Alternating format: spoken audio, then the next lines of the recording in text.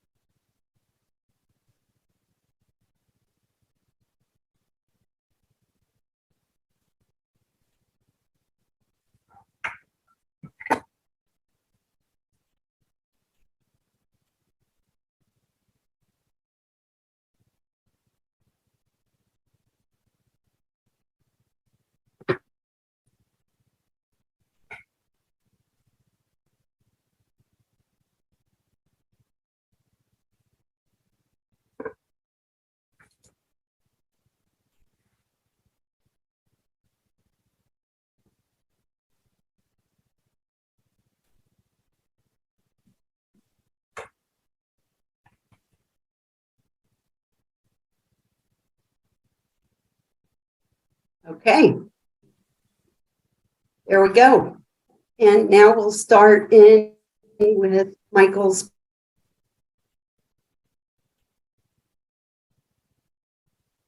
Michael, you're on. And just let me know after each one when you're ready to move to the next one and whether this is to be Michelle, not held. You have make sure you're showing the entire image. Okay. On my screen, I am. Oh, wait a minute. Okay. Is that it? Yeah, that's it. That's the entire image. Yeah, I wanted to take just a minute or two just to talk about kind of how I feel about judging. Okay, so I think judging is a pretty interesting experience, and half of it is kind of is somewhat subjective, and half of it is pretty objective. So, and what I mean by this is that when I look at a photograph, one of the things I look at is what I'll call technique. You know, is exposure correct? Is the focus right? Is the white balance, is it appropriate? What does the saturation look like? Is the photo over or undersaturated? So the kind of technical details that I think most experienced photographers would agree on. And then there's kind of the subjective side of judging, which is, you know, the emotional impact of the photograph, the composition. Some of those depend very much on the background and experience of the judge. So in any particular competition, I'm not so sure that all judges would pick the same ones, absolutely, as being the best photo or the worst photo. But I think that they would generally agree on technique. So if the technique is way off, but the composition's good, the photo probably won't be placed. So anyways, that's just kind of my philosophy on what I look, you know, how I kind of look at a photo. And then the other thing is, as I go through these, I plan to say what I think about the photo and possibly have a few recommendations about what I would do. They may not be the same things that you would do, but that might give you an idea to expand how you perceive photos. I believe that photo clubs and photo competitions in photo clubs are designed to help us learn from each other. So hopefully some of my comments will, will be helpful for some people. In any case, there's about 42 photos altogether tonight, and I'm going to try to limit my comments to about a minute per photo, and we'll see how that goes. Hey, Michael. Yes. You reminded me that we did not introduce you, and the reason is Daryl sent out a letter to everyone introducing you earlier, yesterday or the day before. Okay, that's fine. Thank you. Okay, so this photo is called 528 Emmett Road. I take it from the number on the door. I love photos that have a lot of color. Not everybody does. And I love the colors in this photo. I think that they are very complimentary. I think whoever lived here really loved this house and made it as attractive as they could afford. Clearly, it is aged and weathered. I like the reflections in the windows, and I like the composition. I like the two doors on the right and left that are balancing the frame. I think the red rectangles framing the middle window is a nice focal point. The picture is well focused. I think the colors are rendered very real, and I find this photo very, very attractive. I also appreciate the fact that the photographer, either when they composed the photo or when they edited it, that the vertical lines are vertical and the horizontal lines are horizontal. So I really like that. So I think this is a very, very pleasing photo. Okay, I'd like to go on to... Mike, we need to know whether you want to hold this photo for further examination. I would like to hold this photo. Okay. Okay, this photo is titled "A Country Winter." I like this. It's what I call I think photographers call it a high key scene. It's basically white with, generally speaking, low contrast. I think it's difficult to photograph the sun. So having the sun silhouette behind the trees and not blowing out the exposure, I think the photographer did a really nice job. I like the mystery of the haze and the fog, the perspective of the road leading our eye back into the middle of the photo. This reminds me of some wintry mornings that I've experienced in Wisconsin. So a very, very nice composition. I do think that in my mind, the tree, the sunset, and the middle area of this photo is the subject. And I think I would try maybe in a way of improving it, maybe cutting or cropping off some of the foreground to kind of provide more emphasis for the middle of this scene and the background. Okay, and next, and let's see here. I would hold this photo. Okay, my timer's all screwed up. Behind the curve. There we go. Behind the curve. Wow, I already said I love color, and this photograph delivers it in spades. I also like symmetry. I particularly appreciate the position that the photographer took when they took this image, dead center in the middle of this aisle. The other thing that the photographer did was they positioned the camera in what I think was the optimal height. If they'd come up too high or gone too low, the arches wouldn't look as symmetrical and nested as they do. So I particularly appreciate the symmetry and the colors of this photo. It appeals to me personally a lot. A few things that I would do to improve it, and one is there looks like there's a rubber band or something in the middle of the aisleway. I would edit that out of the photo. And similarly, way at the back, at the left rear column, at the bottom, there's some sort of object on the floor. I would remove that. So overall, a very nice photo, and I would hold this photo as well. The next photo is the Berlin train station. I think I would categorize this as an abstract. Clearly, they look like a large collection of glass panels or windows or maybe an atrium. and an interesting cloudlit sky is reflected on them. You can barely see some transparency in the panel, so there's something behind them.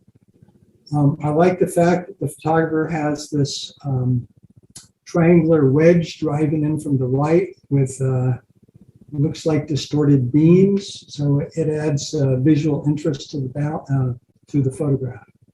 So a very fine photo. I would not hold this photo. Next photo is bright eyes. Owls. I've seen a lot of owl images, and they're generally very interesting. The owl eyes are always something that I personally want to try to photograph, and I think a lot of other people do.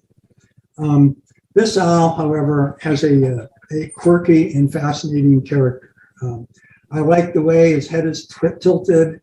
I like the tufts on the side of his head that look like little ears. They're kind of like down and back. He's staring right at me. This is an owl that's got a lot of character. The photo is extremely well taken. I'm assuming it was taken with a telephoto lens. The image is very sharp. The detail in the feathers is phenomenal. When I was looking at it, I increased it about 400%. And there's interesting reflections in the owl's eye. It looks like some sort of industrial steel structure that the owl was looking at. So I can't imagine where the photo was taken, but I really like this. An endearing photograph of an owl. I would hold this photo. Okay. Burj behind the bridge. Okay, I had never heard what the Burj was. Apparently, it's one of the tallest buildings in the world. It's in Dubai. And I think this is an extremely interesting perspective. I guess I would call this photo a cityscape. So since it mentions a bridge, it looks like we're looking either through the bridge pilings or through the bridge railing or something. The skyscraper is framed between the two posts. I don't know what the blue pipe is above. In some regards, it reminds me of monorails, and it looks like it's warped. I don't know if that is a editing technique or not, but the blue color, the warping of the pipe, and the gradation in the sky color, to me, all make this photo rather mysterious and fantastic. So I think of this as a fantasy cityscape, and I find it very appealing. I would hold this picture. Calatrava's Tower. I consider this an abstract. It has an unusual framing. It looks like we're looking straight up, maybe at the sky. There's a white wall. I like the fact that it's got a simple collection of colors. You got your blue, your white, your shadow, or excuse me, the yellow of the tower. And then I think the shadows shining on the wall add dimensionality to the photo, giving it a really emphasizing the three-dimensionality of it. I played around with this a little bit. I rotated it horizontally, and it was really disorienting to do that. It really made it look very different. And abstract photos are kind of fun because many of them, the orientation is kind of arbitrary. And however, I think that the orientation that this particular photographer took is the one that I like the best, and a very nice job. And I would hold this photo as well. Coastal sunrise. Coastal sunrise. Very nice beach scene, the sun rising over sand dunes. There's a wind fence here, I guess, to protect the dunes. Sunsets are many photographs have been taken of sunsets. I think this one benefits from the cloud structure. I like very much the sky. I like the exposure of the sun. It's not, a lot of times when I try to do sunsets, the exposure is blowing out and I'm always disappointed. I think the photographer did very well in this.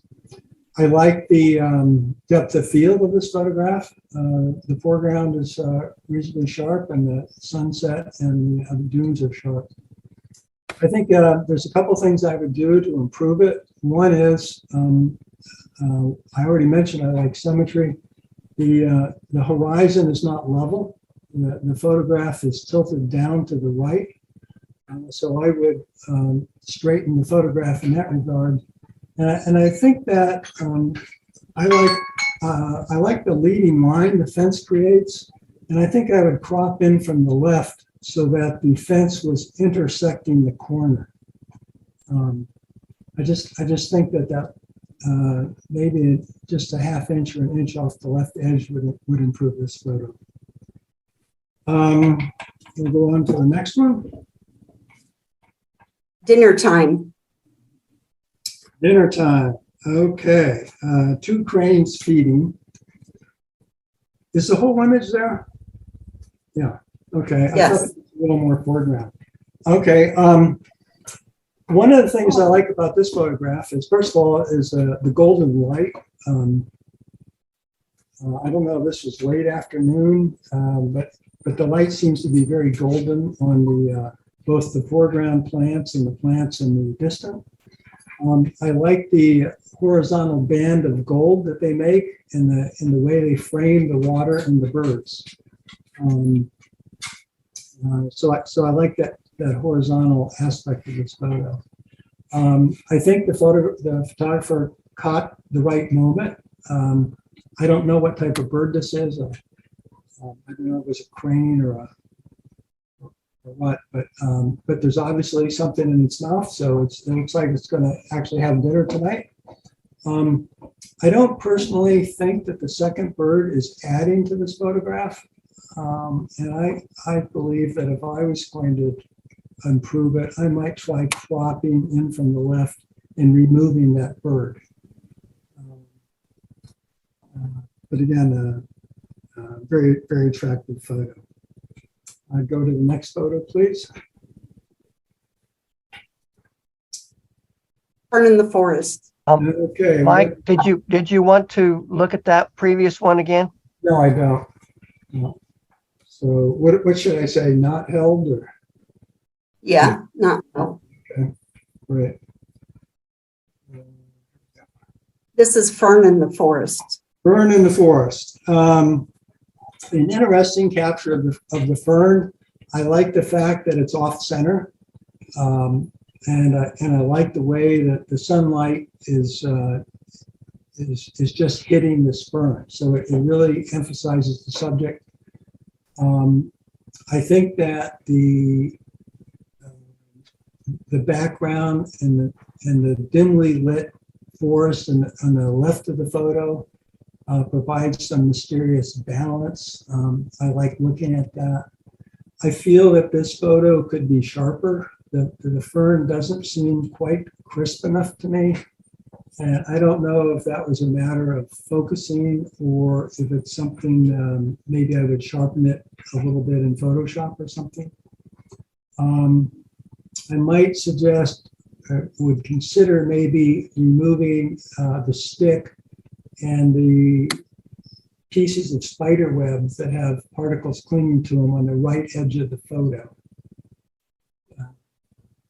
But overall, I kind of like the contrast between the bright green and the very faint green in the back. I would not hold this photo.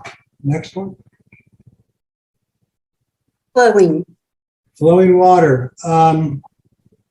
Yeah, it's fun when you see a brook or a river with rapids get close, and you always have the decision, like, what do I want to do? Do I want to catch splashing droplets hanging in the air, or do I want this smooth surreal appearance that the photographer has achieved here by using a slow shutter speed. I like the diagonal light, that diagonal that the light makes coming from the top left.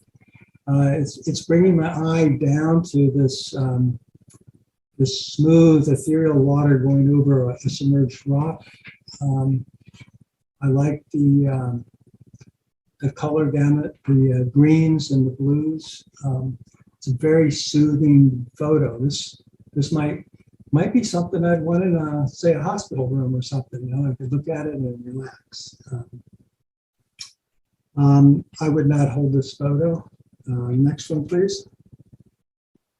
Geometry Feast. Okay. This is, I guess I would classify this as an architectural detail, or it might have had the potential to be an abstract. There's the color of this photo changes from a greenish on the left, and it transitions to kind of a purplish red as I go to the right. There's all sorts of geometric forms. I have globes, I have triangles, I have rectangles, I have horizontal bars, I have vertical columns. I think that this photograph is too busy. There's too many elements. I'm not sure what the subject is. So I think that if I was at the scene again, I would maybe try to pick one or two elements and make an abstract out of it. Perhaps photograph those rather interesting globes in those triangular baskets and make an abstract. Next photo, please. I would not hold this photo. Lead gull. Okay. I like this photo for a couple of reasons. One is the bird is extremely sharp. We've captured the eyes, he's gliding, and I like the moment that the photographer captured. If he had waited 1 or 2 seconds to take this photograph, the bird would be on top of or in front of this boat. And what makes the photograph is the separation of the bird from any prominent background object. I like the use of depth of field. I like the fact that the background is blurred. It keeps your emphasis on the bird. A very nice photograph, really sharp, and it had to have been taken with a telephoto lens. So some of those are difficult to capture birds in flight. And I think that really good job was done here. I would hold this photo and I would go to the next one. Okay, I don't know how to pronounce this, so I'm going to say Lom Mountain, Iceland. Okay. I think this is what I call a somber view of a geologic oddity. I like the off-center composition, and I really like the kind of flaring cloud structure behind it. And I like the reflection on the water in the front. The colors are unusual, but I think they're natural, and makes for an interesting palette for this photograph. One of the things that is really disturbing to me, again, Mr. Symmetry, I feel that the photo is tilted a fair amount to the left, going downward to the left. I think that I would try leveling it based on that dark band going across the base of the mountain. Anyways, very, very nice composition with the reflection, the clouds, and the mountain. I would not hold this photo and go to the next one. Thank you.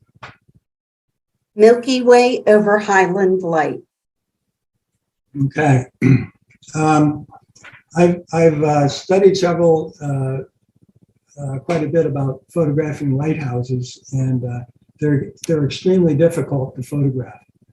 To get this beautiful Milky Way photograph that you see here, you can't have a lot of extraneous light. It will obscure all the stars. So I don't know what this particular photographer did. Often they take the sky photos and they use a separate photo that's exposed to capture the lighthouse. And the lighthouse itself is tricky because when the light's lit, it dominates the exposure and you can't see the lighthouse. And if you look at this lighthouse, it has it's obviously got some sort of light shining on it from the right.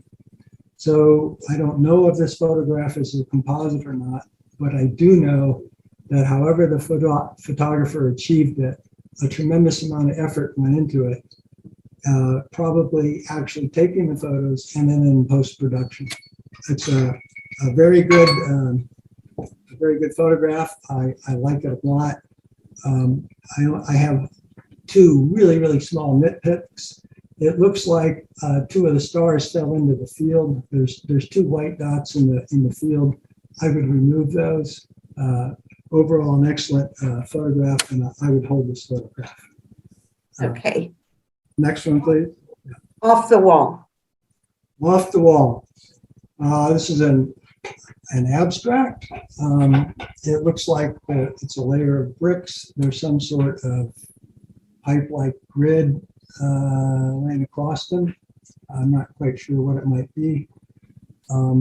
If they are bricks, I'm assuming the bricks would have been horizontal, so it looks like the photographer edited this to create the strong diagonals. I think that was a very good idea. An interesting composition. I think the gray and red colors complement each other.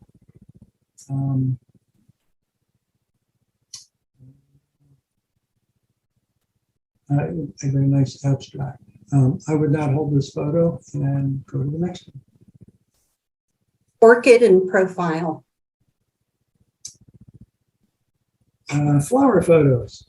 I'm not sure, but I think this could be a studio shot, but it doesn't really matter. I like the lighting on this photograph a lot. I like the way, I don't know if the technical term might be called rim lighting, but the way the light has caught the edges of the petals of the flower, I really like that. I like the colors, and they're captured in the background, they're reflected in the background somehow. So I like that very much. I think that to improve this photo, I would, in the editing process, I think I would lighten the shadows to make the body of the blossom lighter, more luminous, without losing the brightness on the edges. And I would definitely do some photoshopping to remove that dark object on the left center of the photo. It's very distracting when I look at this photo. The other thing is, I would like to see a little more space at the bottom of the photo if that's possible. It seems it's just cropped a little closely. Overall, a very attractive photograph of the orchid blossom. I would not hold this photo, and I go to the next one. Rambling cowgirl. Okay, this is a very nice action shots. I don't think I get to see very many action shots other than maybe kayakers. One of the things when I looked at this, I wonder if the photographer got out of it alive.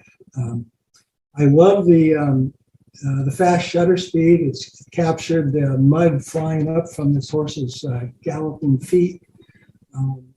I like the drama of the gray, stormy clouds behind this cowgirl. Her hair flying in the wind.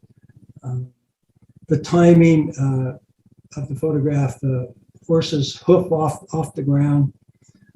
I like the balance.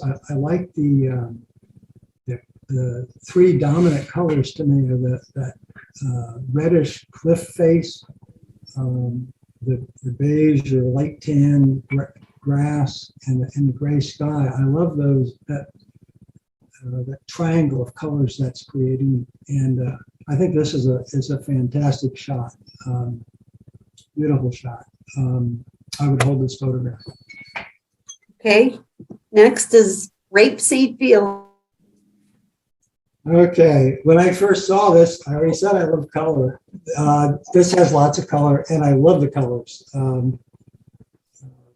Blue and if you're looking at a colored wheel, blue and yellow are opposite colors on a colored wheel. I think they're called complementary colors. So I love that. I love this a lake or a river in front of this yellow field, but I love that. I love that color combination.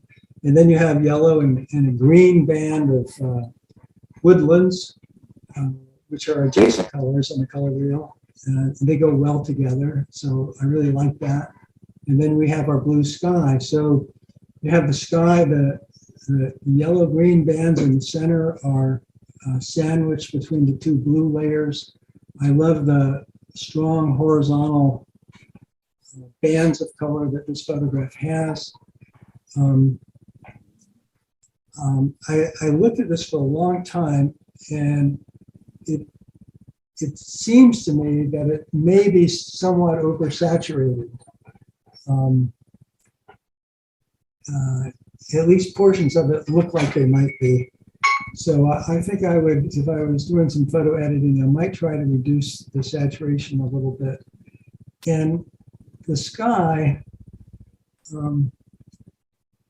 stormy skies to me usually look a little gray, and clouds are usually white. These are mostly like blue and white clouds. So the sky just seems a little off to me. I might try adjusting the hue somewhat. I would not hold this photo. Next photo, please. Ribbit. Ribbit. Okay, our tree fog. A very nice photo of the frog clinging to the stem of this blossom. The photograph is both the blossom, the frog, and the stem are in focus. I really like that. I like the blurriness of the background. I think the colors are very, very complementary. The cute frog climbing the stem. So a very nice wildlife photograph. I would not hold this photograph. Next photograph. Room to roam. Bison, tree bison in a snowy field with some dramatic mountains behind them. One of the things that helps this photo a lot, and wildlife photography is somewhat difficult because the animals sometimes clump up and get in front of each other. And one of the things I like about this photo is the separation of animals so that I can see the silhouette of each one separately. I kind of like the fact that we have a leader out there and kind of two stragglers, like going, oh my gosh, is this walk ever going to end? I like the fact that the bison are going to the left, and it looks to me like the wind that is pretty typical on these high mountains is blowing to the right, carrying the snow off the tops. And so I like that contrast. The photo doesn't seem as sharp as I would like it to be. The foreground is sharper than the bison. I think they're the subject. So I think that the focus needed to have been shifted. And there's something about the center grayish band in the center that it looks kind of blurry to me, and I can't quite figure out what that is. So I just find it a little disturbing.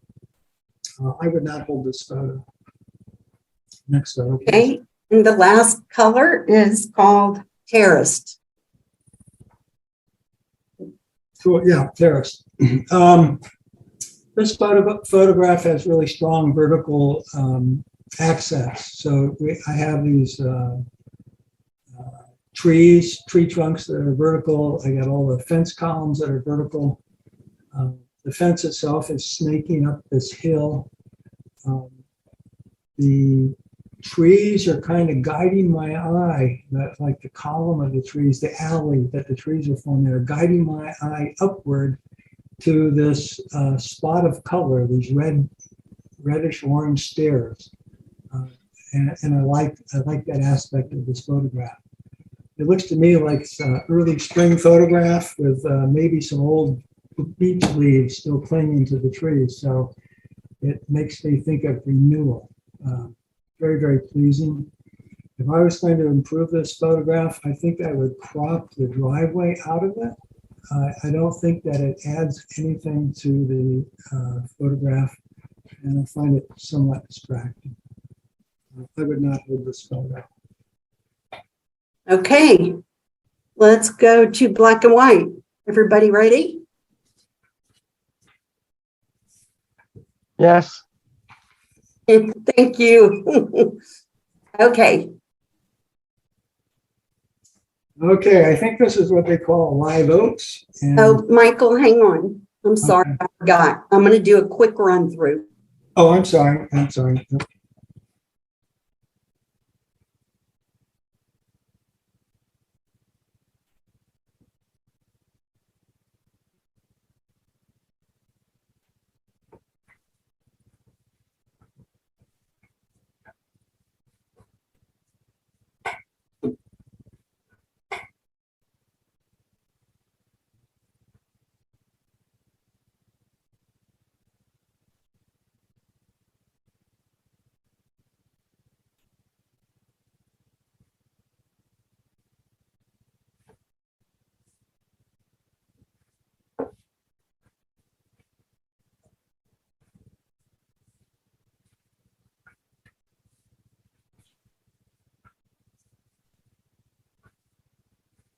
That's it.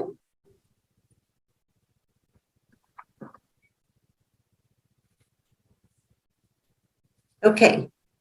Michael, you're on. Okay, a natural beauty. I believe this is a live oak with a Spanish moss on it. I was kind of wondering if it might be somewhere in Savannah. Anyways, it's kind of a classic Southern photo. I really like the perspective that the photographer took. The branches arching over the top of this photo help frame it. The dark Spanish moss on the right are framing it, as are the trunks on the left. There's a strong vertical sense to this photograph from all of the moss hanging down, and a strong, and I like the way that strong vertical sense is contrasting with the curve of the multiple branches. One of the things that I think that I would do to improve this photograph is, to my eyes, the center is just way too bright. The open spaces between the moss, where I guess it's the sky, are white. My eyes are just drawn to them, and it makes it difficult for me to really appreciate the whole scene. So I would probably burn this or darken it using some editing tool carefully to just make the tonality of the center of that more even with the rest of it. I would not hold this photo. Next photo, please. Next is Arctic Tern Movement Study 2. Okay. I don't know if somebody was in the Arctic, but these are very attractive birds. When I'm looking at them, they almost look like some sort of fantastic art. Really streamlined, fast. I'm assuming that the photographer used a telephoto lens. He must have really been panning fast to get hold of them. I like the detail, it's very sharp. We have many positions of the wings, some birds with their wings up, some down. I like the detail in the feathers. It's very black and white, which this is a mono contest or category, so I think that's very good. You know, the thing about birds and wild animals in general is that they don't necessarily cooperate with the photograph. It would have been nicer if the birds weren't clumped in the center there. We have 4 or 5 birds on top of each other, but there are enough single birds here to make that photograph appealing to me. I don't know if there was more to this image, but if there was, I would not have. I would have tried to leave the tails of the birds on the right edge of the photograph. I'd like to see them. They look like they're cut off. And then kind of an interesting thing that you might try is if you flip this photo horizontally, then what you'll see is that there's a very strong diagonal line that'll go from the bottom left up to the right to the lead bird. And I think it dramatically improves the appearance and impact of the photo. Anyways, you might want to try that and see what you think. I would hold this photo. Let's go to the next one. Okay. Brittany. I love this high key lighting photo. You use a lot of light, you adjust the exposure, everything's white, it's kind of low contrast. You get this is this wonderful soft feeling. The model is beautiful. The lighting is beautiful, the shadowing of her face. I think you call it the clavicle or around her neck. The eyes are pinpoint sharp. The earrings are sharp. I think this is a beautiful photograph. I like it. I would keep this photograph, hold this photograph, and go to the next one. Okay, broken angle. Okay, I told you I like symmetry, and I love color, but this is a black and white category, so I'll stick with the symmetry. This is a wonderful photograph. Glass is one of the hardest objects to photograph if you've ever tried product photography. If you don't have the light right, you can't see the edges of the glass, or you can't pick up the curvature of the glass. It's almost impossible to photograph glass without having your lights reflected in the glass, or the photographer reflected in the glass, or some extraneous object. Whoever set this up is, obviously a studio shot. It's phenomenal. The symmetry is absolute. If you look at the spiral of the stripes in the stems of the glasses, they're symmetrical. The reflections in each glass are symmetrical. I love the shot, and I really admire the skill that went into setting up the studio to actually take this photograph. Amazing photograph. I would hold this photograph and go to the next one. Diamond Beach Island. Okay. I'm sorry. Iceland. Yeah. Okay, so what we have are little miniature icebergs on, the tide is going out and left these icebergs on black sand. We have a stormy sky behind it, some breaking waves on the horizon, and there's a wave breaking right behind the icebergs in the middle of this scene. I love the contrast. I love the crystalline nature of the eyes. I love the smooth, flowing look of the wet black sand. I think that contrast adds a lot of dynamics to this photo that makes it quite dramatic. If I was going to improve this photo, I think that I would reduce the foreground somewhat by cropping. I would want to maintain some of the texture of the sand and the rivulets, but I want to bring more emphasis to the ice cubes.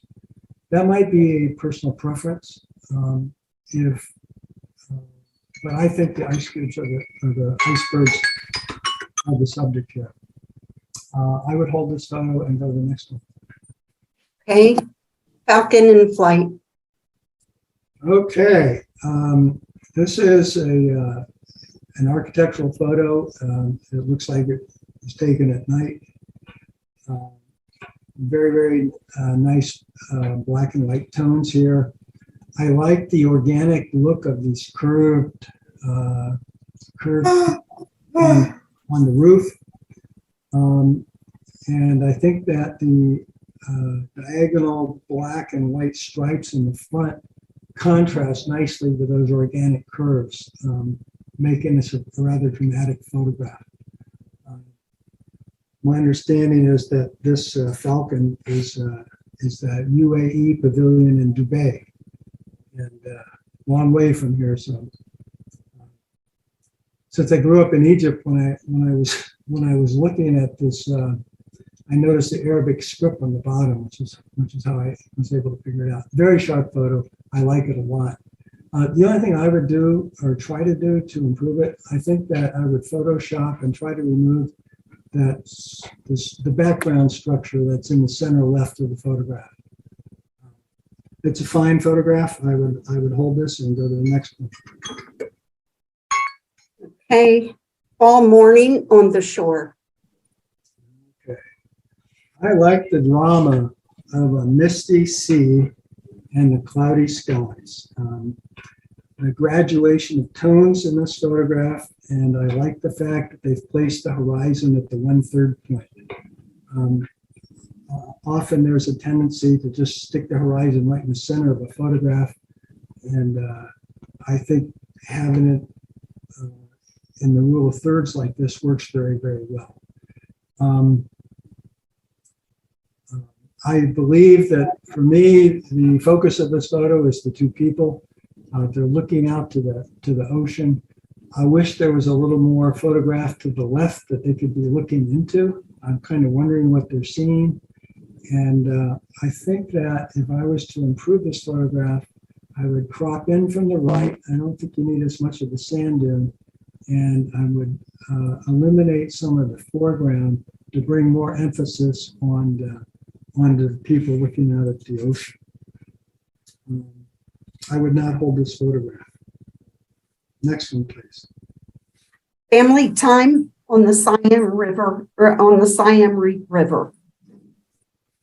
This reminds me of my childhood in Indonesia and whole bunches of sections of Asia. I love it. I like the, here we have this rickety old boat floating in this river, the two women sitting on it, and contrasted on the porch, a very modern looking motor scooter. 50 years ago, all these shirts and stuff would have been batik. And now I'm seeing checkers and stripes, and I like the variety of the clothing.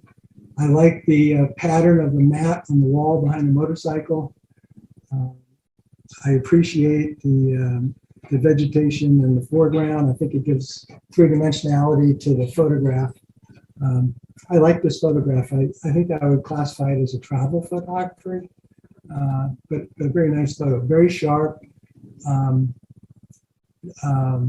The focus is good. The foreground is sharp, and the midground is very, very sharp. So a nice photograph. If I was going to improve it, I think that I would crop in from the left. I don't think you need to see that much of the boat. And I would concentrate more on this, what may be a family gathering or maybe it's a neighborhood gathering. Let's see here. I would hold this photo and go to the next one. From the Flam train. Okay, this is a view of a snowfield in Norway, where I also lived. And this is, looks like it's mid-spring. The snow's melting. It's running down in rivulets, gathering together and flowing under a wooden bridge. In the background, I see a string of 4 homes and some telephone poles. And I think, wow, what it must be like to live isolated like that in the wintertime. This photograph has a lot of negative space, particularly the snowfield on the top right. There's a lot of white there. It's not clear to me what the subject should be. I think that I would say the bridge is what I would choose as the subject. And I would crop this photo maybe almost halfway down, and I'd crop it in from the left to, I'd want to catch the running water, the snow in between the water and the bridge. Focus on the bridge. If the resolution's there, you might also consider cropping it and making the string of houses the subject. I would not hold this photo and go to the next one. Home stretch. Okay, an abstract photo. I love to figure out what an abstract photo was actually taken of, and I can't figure this one out. So I love symmetry. It's very symmetrical. All of the lines are mirrored. Left, the ones on the left mirror the ones on the right. I like the view of the perspective. The lighting is non-symmetrical, and I think that's great. So we have the black side. The left side is black with white lines, and the right side, it's a lighter black where the light's hitting it, and the lines are darker. So there's some contrast there, which to me makes this a more dynamic photo. One of the things that I like to do, and whoever has this photo, I suggest you give it a try. But this might be a very interesting photo to composite. Rotate it 90 degrees to the right, make another layer 90 degrees to the left, another layer 180 degrees, and bring the four images together to form a cross. I think it would look very, very dramatic. I like this photo. Let's see here, where am I at? So I would hold this photo and go to the next one. J and L under the bridge. True love. What's greater than that? So look at the effort somebody did to climb up there to draw that in. I think this heart is the subject of this photograph. And one of the things I like about it is kind of it looks like an amateur graffiti guy. I can see some professional graffiti below it, but somebody went up there with love in their heart and spray can and put their initials up there. I love it. What makes it interesting is the contrast between the geometry of the bridge and the curvatures and the free form of the heart. What I would do, I think that I would want to bring more focus on the heart. And I think that all of these beams heading off horizontally to the right, there's much more of them than you need to see. So I would crop this photo. I would bring it in from the left until I hit the first vertical column. That would put the heart pretty close to rule of thirds. And then I would also crop up from the bottom, not from the bottom, excuse me, I'd crop from the left to bring the left edge into right where the arch starts going up. And I think I would probably dim the bright areas on the left of this photograph because they're drawing my eye away from the heart over to the brightness. I love the concept here. I think that by emphasizing the heart more, this could be a very, very dramatic photograph. I would hold it and go to the next one. Layers of light. An abstract is some sort of metal platelets are fashioned to look like scales. I like the perspective the photographer took. So kind of focusing down so that the center scales are pointing straight up towards them. The bottom ones are laying down. The top ones are laying up. So you can see the shadows from the light going two ways. In other words, the shadows pointing upwards and the shadows pointing downwards. I like the strong diagonal that the dark tiles in the center make. And I think anytime you can have bands of light adds visual interest to the photo, which this one does. However, I think that the top right corner, it's not blown out, but it just seems to me it's just too bright. So I think I would try to dim that through some editing technique. Let's see here. I would not hold this photo and go to the next one. Medieval shadows. Okay. This photograph, I like the very wide range of tones and textures. So I kind of have the smooth wooden door. I have the smooth floor in front of the door. I have these round cobblestones on the walkway in front. I got some rather coarse stone in a vertical wall. So there's a lot of different textures here. My eye is drawn to the brightness to the top left of the door. I think it would improve this photograph if that was dimmed somewhat. And there's a lot of detail, and I think interesting architectural detail here that I can't quite see because the photo is dark. The stones in the stairway, the stones in the arch look like they're alternating light and dark. And I think what I would do in Photoshop or something is I would lighten the shadows so that a little more detail would show there. But I like this. I like this composition. I like the photo. I think it has a lot of potential. I would hold this photo and go to the next one. Onion growing. Okay, we have an onion bulb with sprouts. I would classify this as a still life. The onion, it has a very good focus. The depth of field is appropriate, and I like the studio lighting. The photographer has decided to light this from the right, which is putting the sphere of the onion in some shadow, which accents the dimensionality of it. He's eliminated really strong black shadows on the left side, which I think is good. But you know what? I think this would be more interesting if the onion had some companions. So, still life. I think a few more objects in there, artfully arranged, would add a lot more interest to this photograph.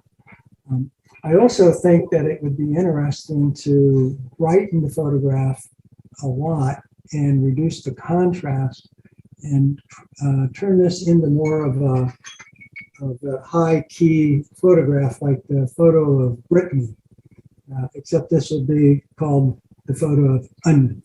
Anyways, I would not hold this photo, and let's go to the next one. Portal. Portal. Because Michelle's screen is black, you can't really see this photo very well the way it looks. But the window frame, the window that you see, there's a black band to the left of it, which is dark shadow. So you're not, I don't know if you can change the background, Michelle, but anyways, you're not quite seeing the photo the way it actually looks. I think I like this abstract quite a bit. It's very nice architectural detail. It has a limited number of tones. There's a black stripe, which you can't really see. It's got this gray block. It's got the gray block with the shadows. It's got the light block. There's about 7 different tones of gray and black here. All the lines and the tonality are simple. And I think it makes for a very, very interesting abstract, and it's really well done. I would hold this photo and go to the next one. Snacks with Nana. Okay, what a nice photograph. We've captured a moment. So here's a grandmother with her daughter, an intimate moment. We're checking out the snack bag. I like the composition a lot. I like the fact that, in a way, with Grandma's hair hanging down there and the hat, she's like a mystery woman to us, but obviously her granddaughter knows her. I like the focus. The focus is primarily on the granddaughter's face. The grandmother is also in focus. The foreground is blurred. The background is blurred. I think there may have been some blurring going on because it looks to me like the left and right center are blurred as well. That might have been editing effect. The subject of this photo, in my mind, is this intimate exchange of this gift from the grandma to the daughter, granddaughter, and I would crop this photo close. I would crop it so that the stone wall is gone, and I would bring it into the right to the edge of the granddaughter's skirt, and I'd bring it in from the left to the edge of the grandmother. I think it'd make a much more intimate shot, and it would emphasize the subject, make it simpler and clearer. I would not hold this photo, and I'd go to the next one. So what to human problems? Okay, another Norwegian shot. This is a photo of a statue in Frogner Park, which is Oslo, Norway. In 1955, my dad took me there. It's a park in Norway filled with all sorts of amazing statues. Many of them are nudes. I don't remember this one, but it's a really interesting creature embracing a woman or carrying her off. I don't know. And we have this bird sitting up there, is kind of perplexed, like, what's going on here? And you know what? They're humans. I'm not going to worry about it. So it's kind of a fun moment. I think they captured it. The photo is crisp. I like that. I like the composition. Nice photograph. I would not hold this one, and I'd go to the next one. To the earth. Okay. Here we have the grave of a World War I veteran. And let's see here. Okay. Who is Private Joseph Shields? So we have this bright lit memorial tombstone in the front. My understanding is there's an organization in Georgia that puts these in front of war veterans' graves. And I believe that the black gravestone in the back is the original grave site of this person. I really like the drama of the lightened memorial tombstone. And I like the texture of the vegetation that brings to it, to kind of contrast with the hard edges of the tombstone. I believe that the grave and the tombstone are the subject here. And I find the tree and the bright sky at the top to be distracting. I would crop this probably almost in the center, removing the top section of this photograph, and I would crop in from the right, removing the pillar.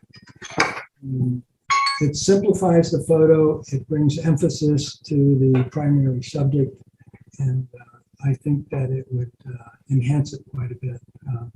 It would be interesting to try it and see. I would not hold this photo. I'd go to the next one. Watchful eyes, and this is a composite. Right, clearly. Composites are fun, and this was a fun one, and sometimes they're dramatic or fantastic. I think this is pretty fun. So here we have a very interesting ocean shot. I'm not sure if the ocean, I think the ocean might be, anyways, I like the way the foreground is in sharp focus. We have this pillar rock in sharp focus, and then a Barbie doll or some doll, I'll call it a Barbie doll, standing on this rock. How she got there, I wonder. And who are these mysterious eyes looking at her? So this is evokes fun and mystery to me. I think that compositor did a pretty good job of positioning Barbie. One of the things that's hard about composites is getting the light to look like it fits in with the rest of the photograph.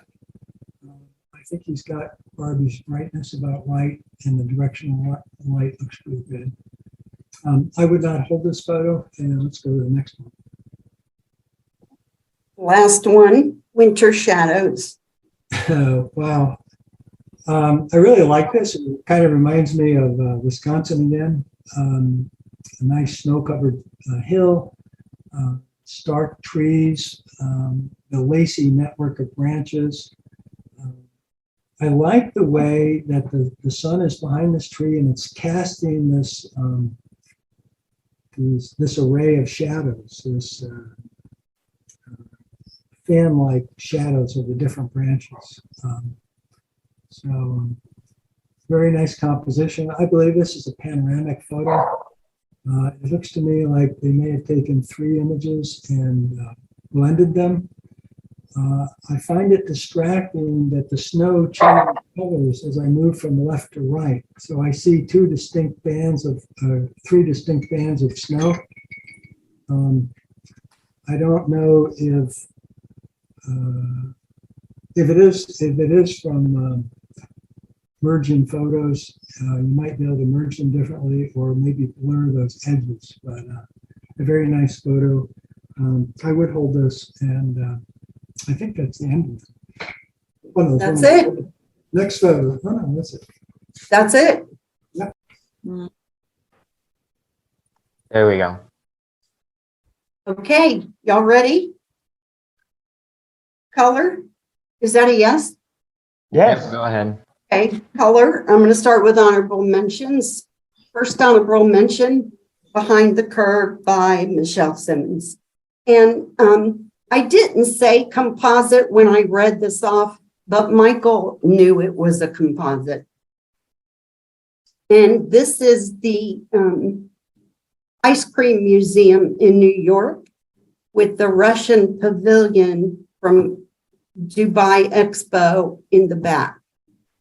And Michael, I just want to say there is another photo that was taken because I dropped my hair band, my hair rubber band. I drop one everywhere I go, and I was just infatuated with that little hair tie is why I didn't remove it. Okay. Michelle, where is this in New York? At the Ice Cream Museum. But kind of where? Do you remember? Kind of around Greenwich Village.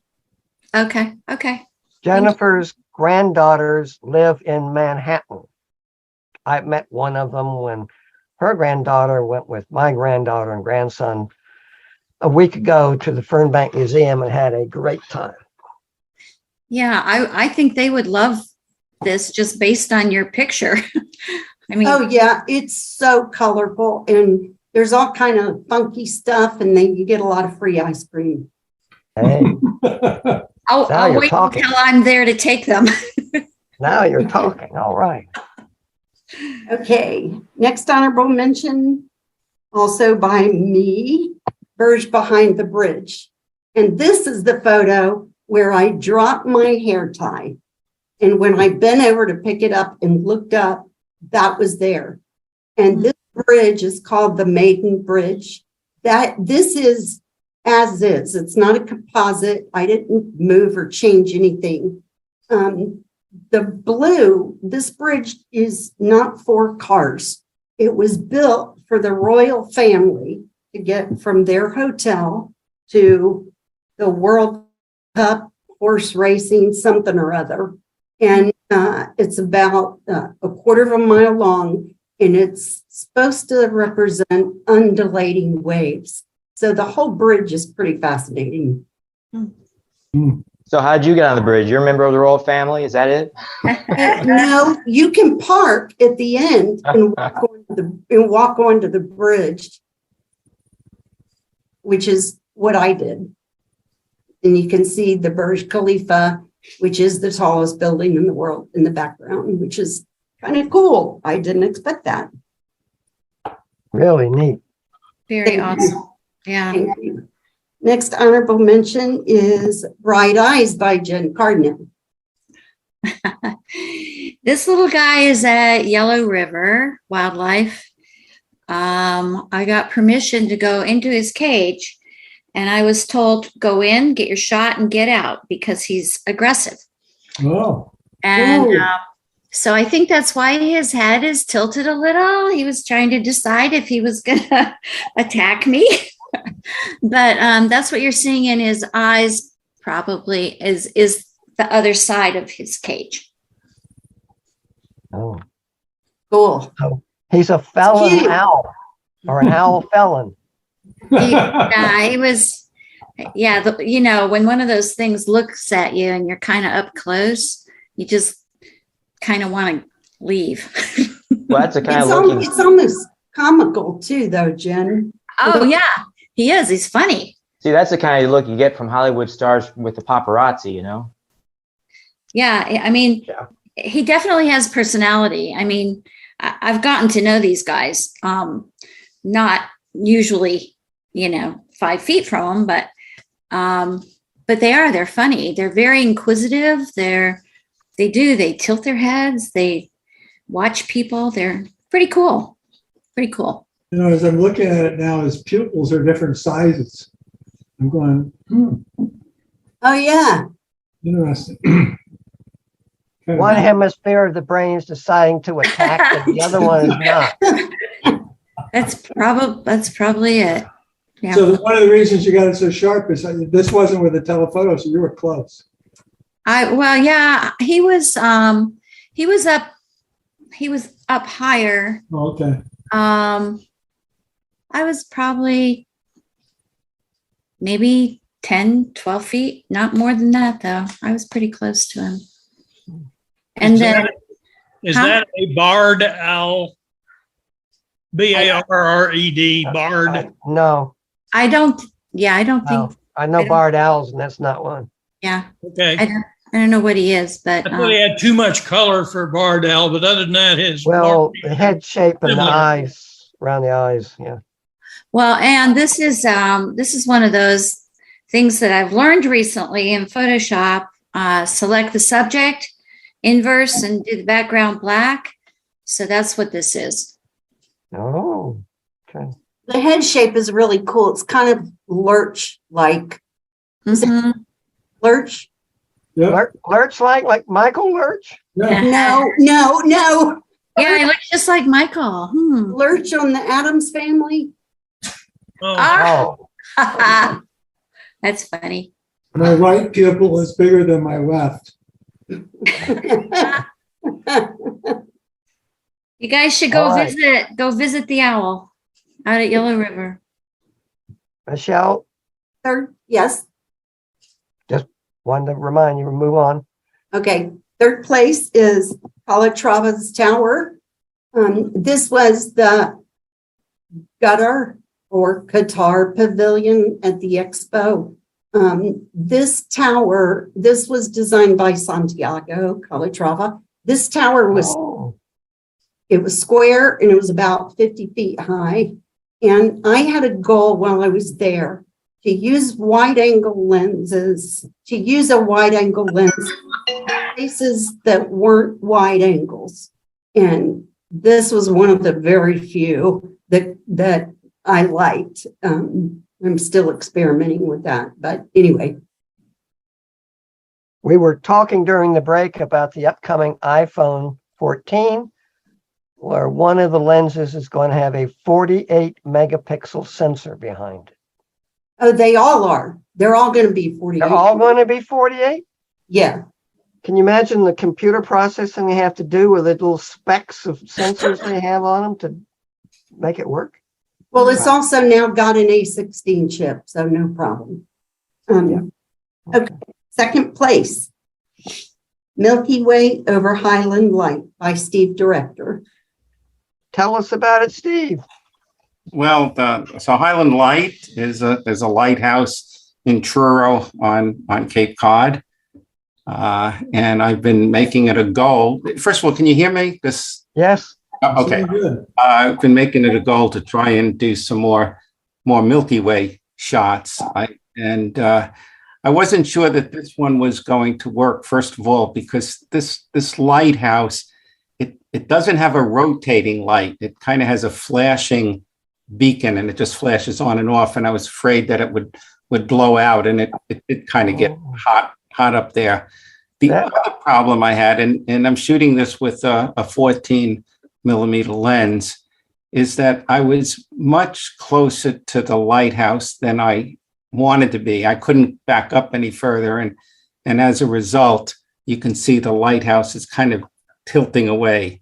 There's keystoning there, but I managed to make it work. The bigger challenge was to get the Milky Way to line up in the right location, and then to figure out how to process it to make sure that you could see the Milky Way and not get too much noise in the subject. Is it a composite? No. Wow. It's Well, a one. Now, why one are there image. two stars out in the backyard? I'm sorry, Daryl? There appear to be two stars in the backyard. Yeah. Michael Lerch pointed it out. You see them? Little white dots? I'm sorry. So where are we looking? Look at the fence. Follow Yeah. it. Yeah. About 2/3 of the way in from the left, you'll find a white dot right there in the middle of the fence. You mean down in the grass area? Down and low. Oh, well, Yeah. that's obviously could be a noise on the sensor. I didn't notice that before, but no, it's not a composite. It's one image. Wow. And it's amazing how sharp it is, but it's a pretty good lens. Daryl, you would be familiar with this lens. It's the 14 to 30 or 14 to 20, 14 to 24. 14 to 24 f2.8. Oh, yes. Yeah, it's very, very sharp. I see those. You explained something I noticed. Look at the top of the lighthouse. There are these dark bars Right. shooting out. That is because the light is not rotating. That's right. Yeah, good observation. So you see those dark bars. Very good observation. Steve, what is it that's lighting it from the right-hand side? Oh, so good question. Good observation. So the best time to take a Milky Way shot is when there's no moon. There was actually 20% moon on this, but the moon was off to the right and it was fairly high up. So that's a reflection. You know, moonlight's very, very bright, especially when you have a long exposure. And so this was a 10-second exposure. And so that's what you're seeing is the moonlight reflected. Yeah. It's beautiful. That is gorgeous, Steve. Really Thanks nice. very much. Thank you. And drum roll, our number one is Rambling Cowgirl by Mike Schaefer. Well, I bet you're tired of seeing this stuff, folks. You said it before I did, Yeah. Mike. But I've got a lot of No it. more Wyoming. Well, I've got a lot of it, and I got more I could put out there. But Ah, anyway, Please, no. yeah, this was shot near the ground level, and I was shooting about 24 millimeter wide angle. You don't need a real high shutter speed for this, as much as you might think, because they're coming towards you. And so it's probably 1 per 500, f-stop 5.6, something like that. The entire time I was shooting the horses throughout that entire trip, I was shooting 5.6 the whole time. That pretty much does the trick. And of course, if you got wide angle, you got great depth of field just because of its wide angle. So you don't need to shoot,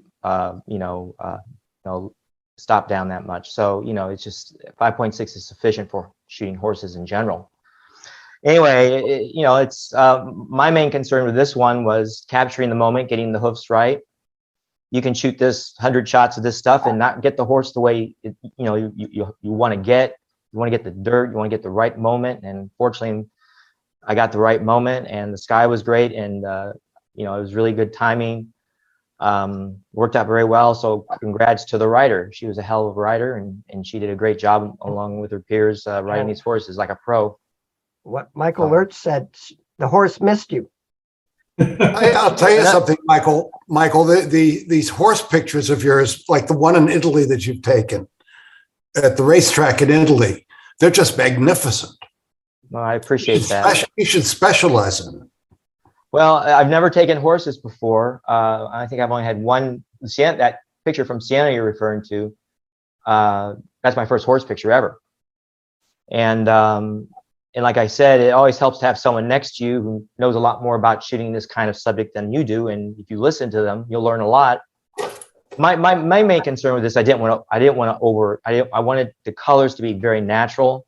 I didn't want to push the colors. You're very tempted to push colors like this too much, push that vibrance up. You don't push the saturation slider at all. So I really wanted to make sure the grass, the rocks, and everything was very much like the natural, what I saw or what my JPEG shot, and I did not want to push the colors. And that's the temptation you want to avoid with this kind of photography, especially horses. You want to feel the earth. When you push the colors too much, you separate yourself from the earthiness of the photograph, and it's important to maintain that. So thank you very much. It's a great picture, Mike. You won't see too many more of these because I'm running out of really good ones. You know what I like about this is that you can see both of her hands. It's like nothing is hidden. You know exactly what she's doing, and it's just really a great shot. Don't stop putting these in, Mike. Well, another temptation with this is that the face of the gal, it's very easy to go in and do too much smoothing or too much, bringing her face out too much. And you really, you don't want to overdo these. You just want to take them as they are, and get it right the first time. And so when you go in and process it, you don't want to become what I call a Photoshop zombie and just start getting too excited about pushing colors, because these are just the natural colors. I can't emphasize enough. I think it's appropriate for this kind of photograph just to leave the colors pretty much as what you recall them to be or what they are, and not to over Photoshop it. That's the key element here for me. This gives me the opportunity to remind everyone, if you don't know, that next month's competition has to be for photographs taken after January 1, 2021. You can't go to the ancient archives. Okay. Michelle? You ready for mono? Yep. Congratulations, Mike. Well, congratulations to everybody else as well. We have one honorable mention, and that goes to Elsie Allen with Portal. Woo! All right. Thank you. This is an image of actually a skylight at the bathroom. And I didn't like it as the skylight. I fought with it a lot.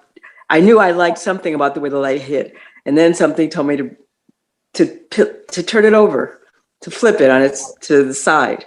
So the little shadows that were mentioned before on the far left were really up. Yeah. Yeah, up. Actually down. They're down. And they're down. So they would be on the bottom, but that's how I came about it. I really, this is my attempt at abstraction. I'm glad that it was pleasing. Yeah. Good job, Elsie. Elsie, what is causing the streakiness? It could be dirty windows. If it is, just don't say. Exactly. It is the leaves. It's the leaves on the on. skylight. The leaves on the skylight are reflecting down onto the wall. Yep. Awesome. Right. Congratulations. Okay. Thank you. Third place, Diamond Beach, Iceland by Steve Director.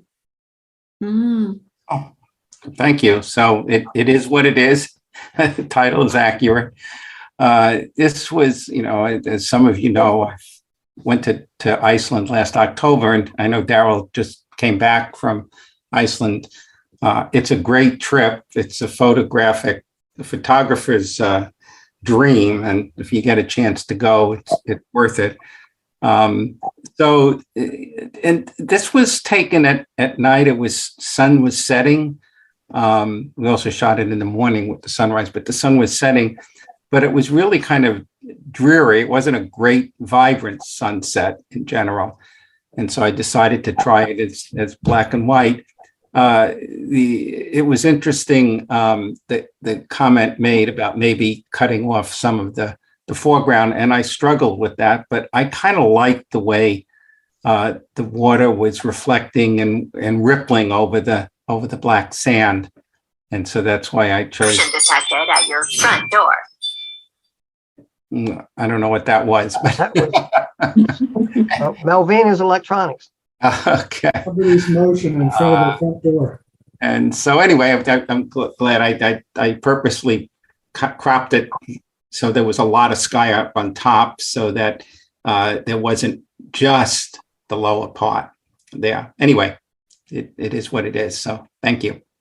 And I must comment that I guess it was a couple of months ago when we had a judge look at Steve's Iceland pictures and went, "Oh, Iceland, been there, done that." Out. So you've got to feel vindicated. Okay. Yeah, well, sometimes you hear judges say that about a lot of images, but they forget that other people haven't been there. Anyway. Yeah. Steve, the contrast is extraordinary. Yeah. Yeah, so, it's like trying to, and for those of you that shoot in black and white, shooting ice cubes is almost as difficult as shooting glass, because you don't want to blow it out, but you want to get some reflections, but you if you're not careful, you get just a lot of milkiness. So fortunately, I had that big ice cube to the left, which looked like a diamond, actually. Mm-hmm. Yeah. All right. I assume that black sand is really black sand, lava in origin. Yes, it is. I have to tell you, though, it's a side story from this one. So we were so busy looking at these diamonds, and the water is coming and going and coming and going, that at one point, and we're kneeling down, and one point. Did you get a freak wave? Excuse me? You get a freak wave? Yeah, it's a big freak wave that went up over my hiking boots, which meant that I had very soggy feet. Yeah. So the next morning, because you spend all night trying to dry out your boots with the hair dryers, and after 5 minutes, the hair dryer flips off, right? Because it gets too hot. So this a housekeeper gave us plastic bags to put our feet into and put them into the wet shoes, which were great, but plastic bags don't breathe. So you get pretty soggy feet by the end of the day. Anyway, it was worth it. If it's the beach that I know, they have signs saying, "Do not turn your back on the ocean."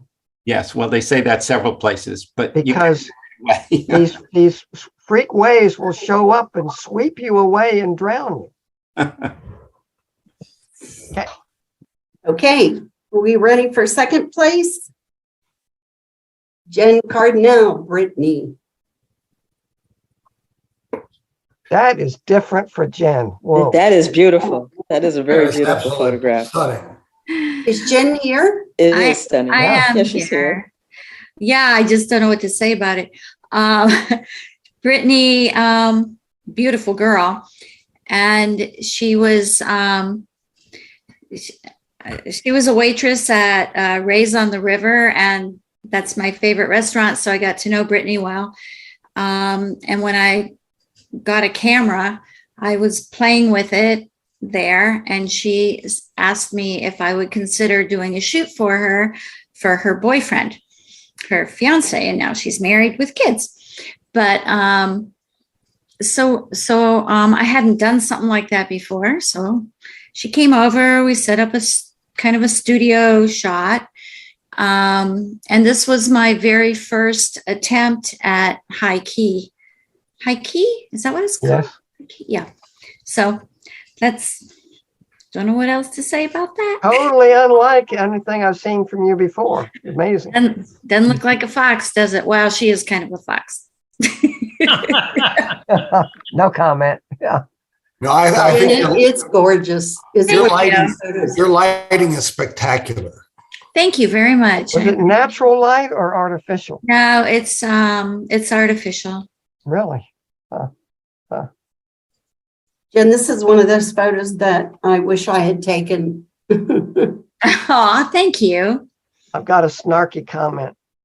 What? She kind of looks like Ivana Trump, who you know No, it Does doesn't. not in a, no. came out, Not in died, a million years. perhaps by falling down the stairs yesterday.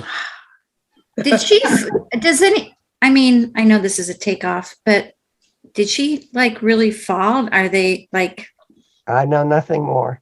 okay. Hey, Jen, I've got a question. Mm-hmm. This is perhaps a negative comment by a little bit, but not much. I expect To me- nothing else from Dawn. It seems to me that the combination of the high key and soft light is a bit of a jump and contrast to her extra sharp eyes and eye makeup and earrings. Oh, that's what I like about it, though. Me too. Yeah. All of that is Same all of here. that is what you could call hard, and everything else is soft. And maybe that's fine. That gives intrigue to it. Yeah, Yeah, that's what I liked, Dawn. That glues you. That effect glues you to her eyes. That's Yep. right. Yep. Yep. That's what I like too. Thank All you. right. Thank you, everyone. So Michelle, Dawn. I'll do the drum roll. Okay. I don't hear a drum roll. Well, it's a drumless roll. I've gotcha. First place, Vivian Lynch, Broken Angle. All right. Vivian. Vivian. Very nice. Very nice. All right, Vivian. I thought that was a Michelle speculating- shot. I was speculating. I thought it was Michelle too. Anyway, Is this great. flipped and duplicated, or is this all that was right there? No, all of that was right there. Wow. The light was a Wacom tablet, and this in the abstract, was we put that on there, and then we did the glasses in color. It's really pretty, but I didn't want to do color in black and white, so I just really kind of picked. I didn't have another black and white picture, so that's why I chose black and white. And it was really neat because I was being very, very picky on moving the glasses where they needed to be and looking through the viewfinder and making sure everything lined up and being extremely patient with this That one. is obvious. Yeah. Vivian, doesn't it take forever? Oh, it does. It does. It was so much fun because I'd done this one other time, just real makeshift, and I did it in my Airstream, and I didn't have enough room for my tripod was crooked, and this time I had enough room, and I just winded up taking my time and then worked on doing it right. Well, as you know, great job, Vivian. As you know, I've been doing a lot of this recently, this kind of stuff, and you just got to do a little bit at a time. You're not going to get it done in one pop. You just take your time. Oh, I'm tired of this. I'll do it in a couple more days and a couple more days. And then before you know it, it comes together. It does take a lot of patience. There's no doubt about it, but good job. Mm-hmm. Thank you. Thank you. It was fun. Two No, surprising. when I first saw this, I thought it was one of Schaefer's. I absolutely did. I thought it was Michelle. I thought it was Michelle. I thought it was mine. So, I just said to myself, I forgot I did it. yeah. I love the shot. But two big surprises. Jennifer comes in with this high key portrait. Vivian comes in with this. We're good, Vivian. And I have another godforsaken cowgirl picture. Well, that's not a surprise. Oh, too funny. We're switching roles. I'm gonna go shoot a horse now. Okay, I'm gonna go shoot a beautiful woman then. I think we should all shoot horses for the next competition. But I'll shoot low key. Wasn't that a movie? Remember that movie? They shoot horses, don't they? Oh, I don't know. Yes, it was a Jane Fonda movie. It was a movie with Jane Fonda. That dates Elsie and me. Mm-hmm. Yeah, it was a very sad movie, actually. I miss the introduction to this. Where did you shoot this? I think Someone we should said they would shoot horses, and then Daryl asked about the movie. They shoot horses, don't they? I think we should all shoot horses for the next. Where did you shoot this? Jennifer is just proposing that. Am I on mute or something? Jennifer took off from Mike Schaefer's picture, proposing we should all go take horse pictures next. That's right. I think we should. I think we should. Theme. Okay, is our next one open competition? Then we should. Yeah, but it has to be a picture taken after January 1, 2021. Then let's do it. Let's do something. Let's do it. Can we do a field trip? A field trip to some horse place, and we could all take horse pictures. Let's all shoot horses. Beautiful. I've been trying horse pictures for a long time. Give me a break. Somebody's asking where this was taken. This was taken. Yeah. It was had a desk with a Wacom just in the house. But I think the big thing was a friend of mine's Wacom. These are really expensive. Is this a Wacom Cintiq? No, a Wacom tablet. Yes. Yeah, but it's a Cintiq. It looks like a monitor. It is kind of. I mean, it's a Wacom. Because there are Wacoms that are just flat plastic tablets. Yeah, they have new Wacom is like you can draw on them. It's almost like my sister does medical illustrations. She has a high. Yeah, so that's standing up, and she had created this design. Yeah. And so it was on a desk, and the bottom portion was a black, just really thin black tablet. And so that was the reflection, but the Wacom it was nice to be able to shoot that way. You didn't have to hang up a picture, or very, very clever. I knew it was backlit somehow. Vivian, that's on black plexiglass. Yes, black plexiglass on for the reflection. Well, I've done a lot of that in my days when I was running my studio. I did a lot of it, and Mike Schaefer's been doing a lot of it.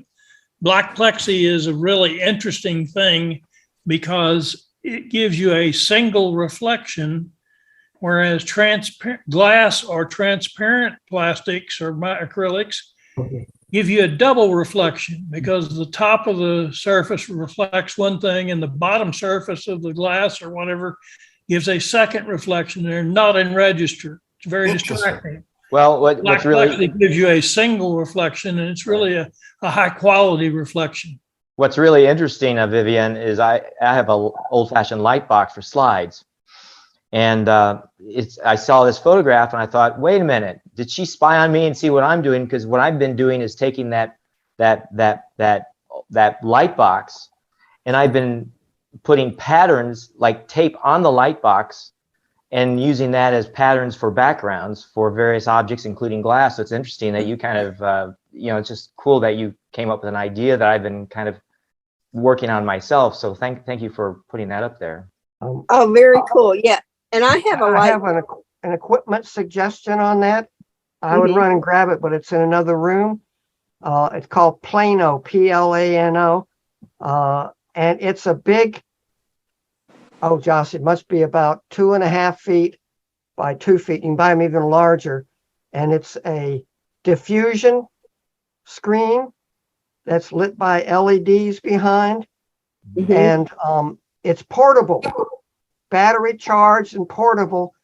I bought mine from Hunt's Photo in Massachusetts for like $150 or something. So I think it's made in Germany. Another thing for this kind of thing. Another fun objects I've been buying is you can buy LED, believe it or not, you can buy LED golf balls for night golfing. and you hit them real hard on a surface and you get blue and pink and they're round, and I've been playing with those on my plexiglass, so I've got some weird stuff that's going to be popping I can up. imagine. Yeah, it's fun stuff. So. Yeah. Vivian, Okay, well, it's past 9:30. What, Michelle? I was going to say, I don't know if you were paying attention to this, but my favorite part about this is in the stem, and the one in the middle is like perfect in the middle. I love that. Thank you. And I like the fact that the two glasses on the outside, they have opposite hand spirals, the reflections. Yeah, Exactly. The symmetry was awesome. I Yeah. loved this shot. I thought it was just, of course I loved it. And I use for shots like this, wrapping paper is a good thing to use as a backdrop. Right. Oh, that's good. Yeah, very good. Yeah. Yeah, I'm going to play with this more. I got really intrigued, and it just sparked just something new, you know, and so I think I'm going to be working on this a little bit more. yeah. All right. Been great tonight. Michael Lerch, I think you did a terrific job. Okay, Yes, you did. Thank you, Good Mike. job. Very good. Thank you. Good job. Thank you, Michael. And Very everybody vote for members thing this round so you can get that back. So, Yes. members All right. choice this time. Thank you, Bye. Michael. Thanks Wait, for I'll watching, just- everybody. Great photos. Okay, thanks. Good night. Thank you, Good Mike. Thank you. Good night. Bye.